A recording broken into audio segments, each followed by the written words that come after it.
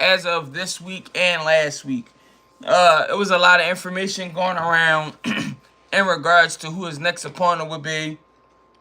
And he had us all over the place. And honestly, I liked it because I know he gonna put on a fun show. He got momentum. Even though he cheated Devin Haney, I am not a supporter of a cheater. But I also understand what momentum truly is. He has momentum after the Devin Haney fight. And now him and Devin Haney are going to be true businessmen and have a doubleheader. Devin Haney's moving to 147 to fight Ramirez. And Ryan Garcia will probably be fighting Rolando Romero at a catchweight.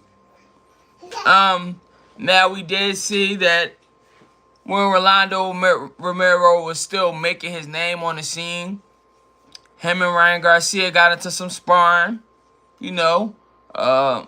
And Rolly was having his way because he has such an unorthodox style.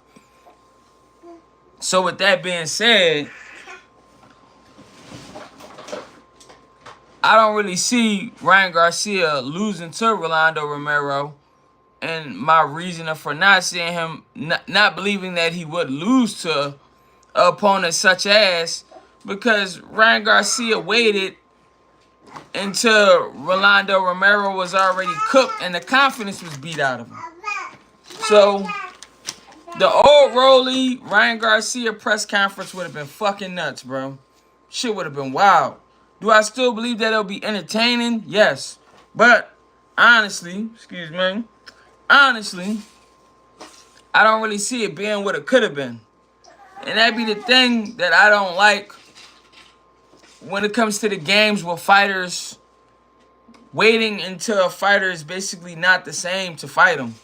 Now we actually are going to miss out on true entertainment. And yes, at the end of the day, the beauty of boxing, the one benefit is you can pick people whenever you're ready. Yes, Crawford has a chance versus Canelo Alvarez. And those who don't think different don't understand the difficulties of being able to beat a switch hitter who can give you multiple different looks from multiple different angles. Is it risky for Terence Crawford? Yes. But as long as he don't sit there and high guard and let Canelo load the shots up and beat him the fuck up, he should be pretty fine, in my opinion. Could I be wrong? Yes. If I'm wrong and you come back and you tell me I'm wrong, I'm going to say you're right. But for the time being, this is what the fuck we on. You get what I'm saying? Yes, Terence Crawford has a chance. To those who don't consider the fact that he's an experienced switch hitter, 2 times undisputed, you get what I'm saying? Because I know we're living in a time to where a lot of these men have to like a fighter in order for them to give him his credit. Whether I like you or not, I'm going to give you your stripes. And I may have a favorite in the fight. I believe Canelo is the overall favorite, but I do believe Terence Crawford has the tools to be able to tighten him up. And look, that's just me. I could be wrong. I wanted Tyson Fury to win his last fight. I was wrong, But I'm not here to play holier than thou. I'm here to share my takes, my perspective, and some general knowledge on this boxing shit. So that's just what we on. But Ryan Garcia, he waited too late, in my opinion, to fight Rolly Romero. And this press conference will be fun, but we got to get that old Rolly back. I pray that Rolly Romero developed enough confidence from his last win, because that's the humblest I ever seen him. And, he got knocked out bad by Pitbull. So, is he confident against somebody with enough pop, such as in Ryan Garcia? Do we anticipate a Rolly with a better skill set while maintaining his awkwardness to be able to get inside on Ryan Garcia? We seen him put Ryan Garcia in panic mode in real life. So I understand that even Ryan Garcia's confidence is going to take a dent when entering the ring with Rolly Romero. But Rolly Romero been stopped with 8 ounces on. Is he that same dog that was beating up Ryan Garcia? Like, these are the questions. This shit is valid, too. First and foremost, do we want to see Ryan Garcia versus Rolly Romero? I'm going to watch it, right? I'm in the boxing. But I just think the match took too long. This should have happened.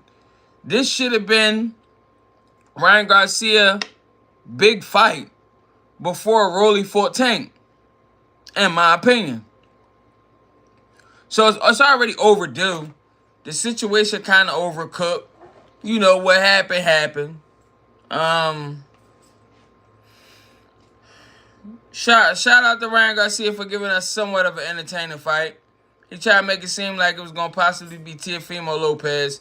Eastside Cruz would have been, would have looked like, talk to me. Hey, Eastside Cruz would have been a cherry pick. He just dropped out of getting his own fucking belt back, bro. I'm supposed to believe he a threat? No disrespect to Pitbull, man. Nice bean eating fighter, man. Old burrito eating big motherfucker in between them fights. Hey, listen, he's still a guy, but he still would have been a cherry pick in my opinion if Ryan Garcia would have picked him. Because the dude confidence is clearly shot, man. Him and his team decided they ain't want to fight for their belt back. Fuck is we fighting for if we ain't fighting for no belts? And this is not undermining other fighters who haven't got to that level. It's the fact that he was at that level and he decided to say, you know what, we're gonna take a different route. Maybe they might have been saving themselves from another loss. I don't know.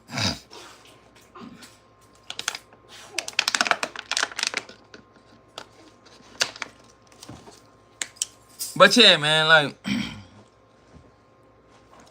then people trying to undermine Ramirez because Devin Haney's fighting him. You know, these boxing critics / fans or whatever the fuck we want to consider these people as, to each their own. They don't like Devin Haney. They wouldn't be in a relationship with him. Therefore, they talk shit about him. And I gotta say it like that because the shit be weird. Dude actually fighting ex-world champions, people who actually done more in the sport than Gervonta Tank Davis, but because they're not as popular as Gervonta Tank Davis, we then sweep it under the rug because they have losses. I need to explain something to you motherfuckers. In some cases, losses come because you challenge yourself. Not fighting boxing to the point to where you don't want to do it anymore because it's boring, because you're simply not challenging yourself. You get what I'm saying? And that's just that. This is not me necessarily trying to be hypercritical on a fighter. This is not about who I like and don't like. Fuck all of that for the time being. Let's set that aside for 1 second. Like, why is Ramirez a bad opponent if he's a former world champ and he's attempted to be the best in his divisions? And he fought the best. Win, lose, or draw. Do we not want to see the best fight the best? Or are you okay with someone constantly cherry picking or beating people who may kind of possibly be a threat, but then if we base it off the Vegas numbers, you get minus 1,700. You get what I'm saying? Versus the underdog might be plus a fucking 1,000 because they understand that it's a skill set gap. Like, they see the significant difference. And I'm a fan of all boxers. I believe that if you do get in that circle and you put on a show, I don't give a fuck if you got stopped. It take a dog in order for you to go out like that. Because the average man can't stand no shit like that. They think they can. It's easy to judge it from the couch when you ain't the one that's getting all lumped up or getting all hit with them good ass shots. Man, somebody feed you a good left hook one time and you ain't built like that, you will never box again. That you'll glue that switchy to your goddamn hip like it's that gorilla shit. That gorilla glue. So this is just factors that in our reality we have to consider. Amontai Stanionis and Jerron Boots Ennis, you know, they're basically almost at a point to where they're coming to a conclusion. Boots said he only wanted to fight for a belt. He kept his word. He got criticized because they brought up, fantasized the idea of him and Virgil Ortiz fighting.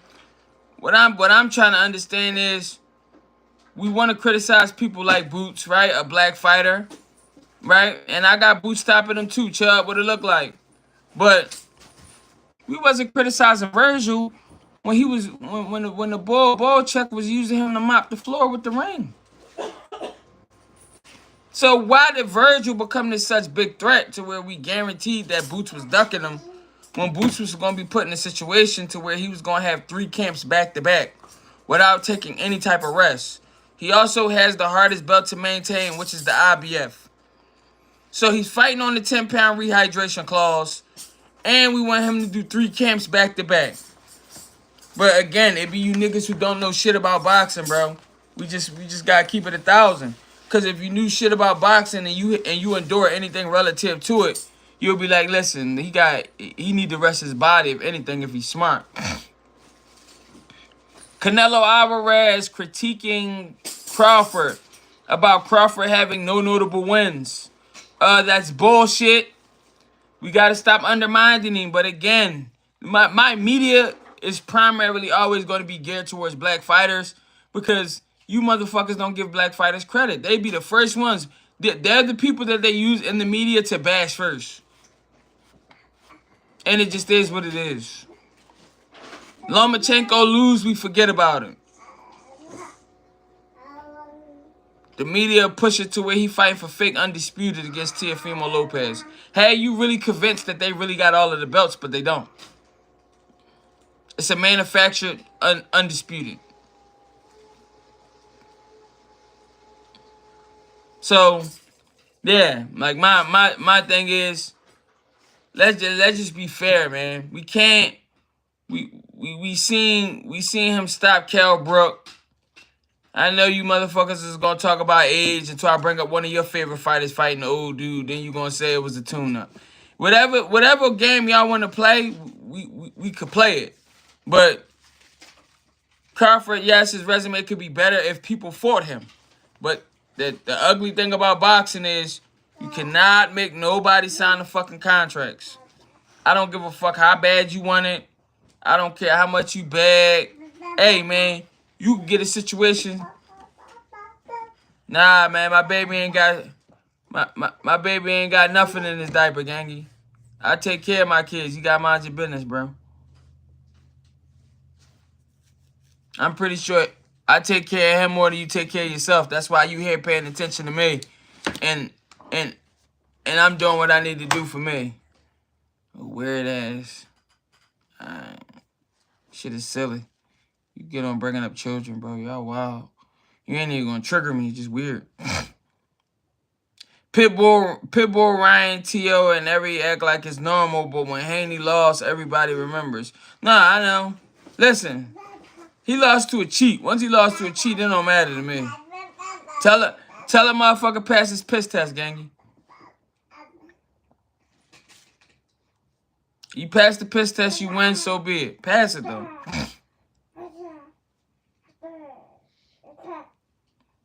But yeah, I'm excited to see Jerron Boots Ennis finally win his first belt at 47. You know, he was granted the IBF belt because Terrence Crawford moved up. And you know, it put you in a new rate target. Like, you automatically get paid more. So, you know, people criticize people for taking the belts. Oh, you should have pride. They the same niggas who work a job every day that they fucking hate. You get what I'm saying? Yeah, I don't know. For him to just bring up kids, it definitely was wild, bro. I heard Pitbull pulled out because Ryan ain't want to get tested. Is that true? Listen. It kind of don't make sense. And the reason why it don't make sense, because the Devin Haney, Ryan Garcia negotiations would have happened on 2 different terms. If Devin Haney dropped the case, and if Ryan Garcia enrolled in VADA testing all year round. And from my understanding, in order for the negotiations to have happened, those 2 things needed to happen, which they did. Therefore, we have a fight possibly in October. That's the date that they're heading towards. Obviously, after their business is settled with the fights that they have. So, I don't think that's the case. He denied the fight before. I just think Pitbull and his team have a different perspective. They really fetishizing on Tank, and they're trying to preserve their record and not necessarily get caught in too much dangerous fights simply by avoiding everybody who would be a threat and constantly calling out Tank. You know, realistically, realistically,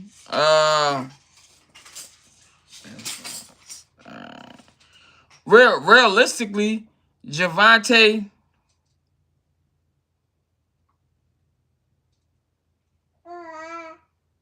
What the fuck is this?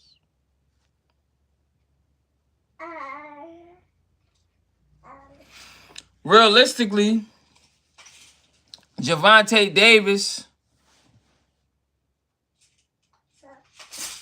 Javante Davis was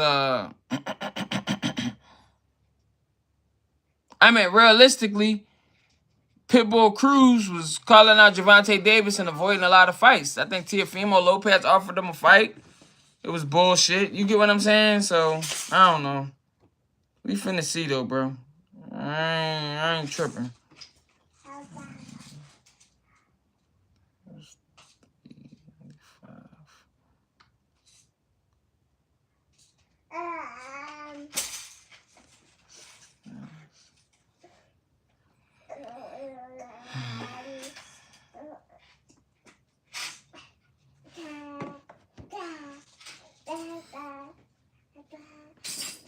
But, yeah, man, I don't know, man. We finna see, man. Shit.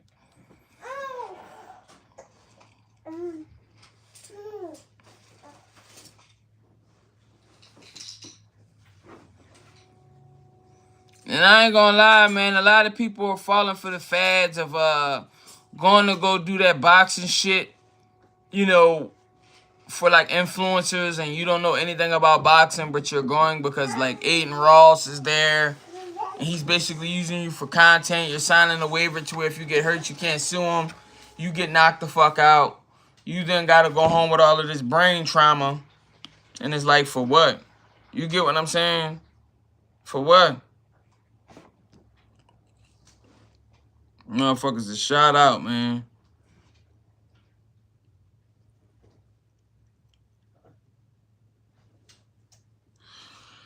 I'm gonna have to reset this shit. I don't know what the fuck I did.